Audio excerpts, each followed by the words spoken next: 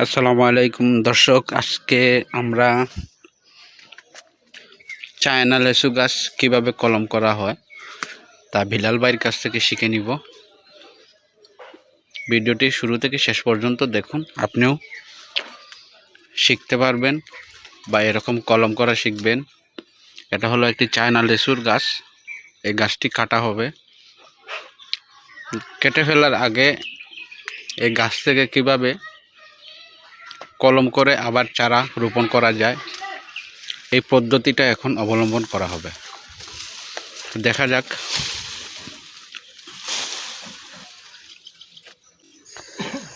আমরা যখন শুনতে পারলাম যে এই গাছটি অতি তাড়াতাড়ি কেটে ফেলা হবে, তাই যে কটা দেওয়া যায় ও কটা করো। এই প্লটের মালিককে আমরা বললাম যে আপাতত গাছটি কাটবেন না, কারণ আমরা এই লিচি গাছের চারা থেকে কলম করে আরও কিছু চারা উৎপাদন করতে চাই। তো উনি আমাদের কথা রাখলেন, বললেন যে সমস্যা নাই, করেন, মাসখানেকের ভিতরে আমি ওইখানে বিল্ডিং তৈরি করব, এই গাছটা কেটে ফেলবো। তাই জন্য আমরা বিলাল ভাইকে ফোন দিয়ে নিয়ে আসলাম।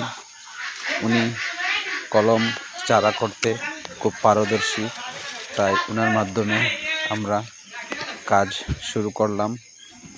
দেখা যাক কয়টি চারা কলম করা যায়, তাও কিভাবে চারা কলম করতে হয় দেখতে পারতেছেন। একটি ধারালো চাকু দিয়ে 2 থেকে 3 ইঞ্চি জায়গার মতো চামড়া কেটে ফেলা হচ্ছে। তো পুরোপুরি চামড়া কাটা শেষ হয়ে যাক।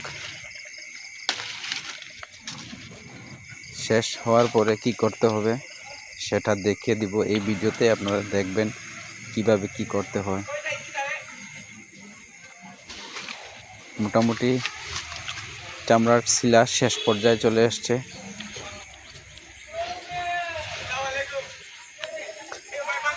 তো চামড়া ছিলা একেবারে শেষ পর্যায়ে চলে এসেছে। এখন কি করতে হবে তা আমরা ভিডিওতে দেখিয়ে দিতেছি।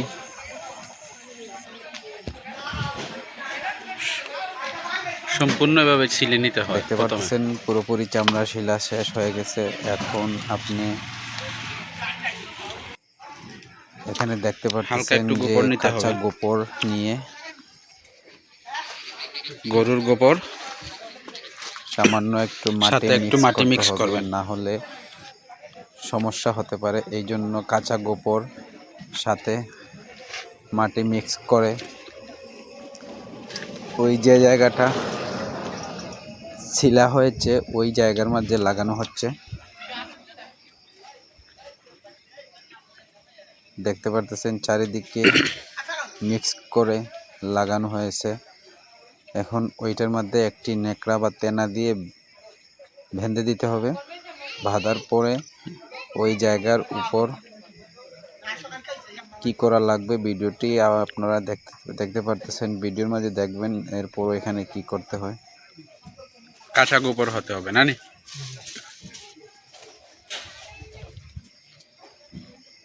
মোটামুটি বাঁধাও শেষ পর্যায়ে।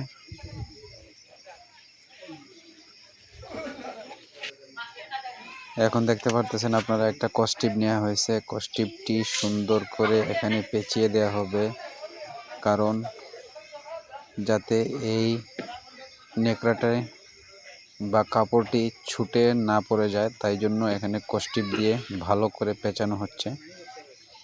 এটা আশা করি 10 থেকে 15 দিন বা 20 দিনের মাথায় ওই জায়গার মধ্যে জড় দিয়ে দিবে। তারপর ওইটা কেটে রোপণ করবেন।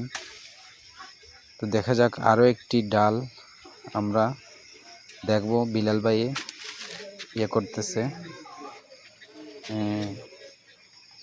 কলম করার জন্য। আরও একটি ডাল চয়েস করছে, দেখব এখন কিভাবে ওইটাতে কাজ করেন।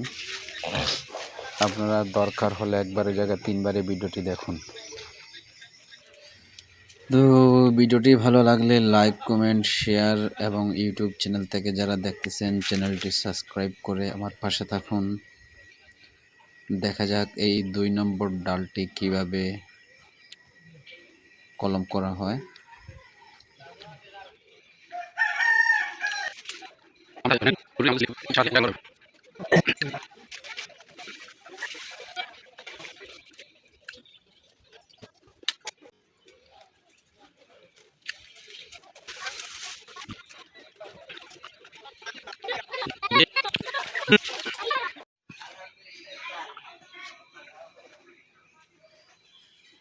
মোটামুটি